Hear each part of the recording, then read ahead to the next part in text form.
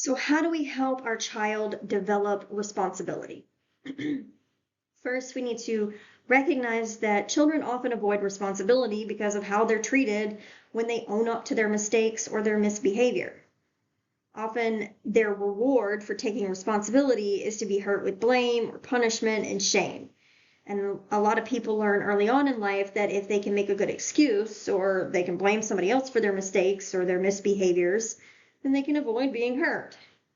So the first step in helping your child learn responsibility is to avoid hurting them when they make a bad choice. Try not to discourage them further through like put downs or punishments or other disrespectful forms of discipline. Then we want to teach our child the relationship between their choices and their consequences that are going to follow that choice. And we're going to do that by using discipline techniques that are neither hurtful, using the dictator approach, and we don't want to miss altogether, using the doormat approach. And we want to remember that the active style of parenting is based on the concept of freedom within limits.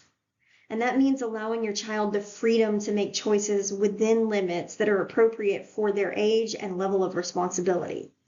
So the better your child handles the freedom of choice, the more freedom you're allowing the child in the future.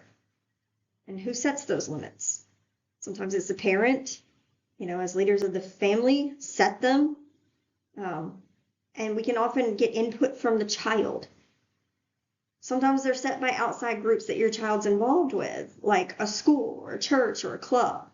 And learning to live within the limits of any given situation is kind of like participating in a sport.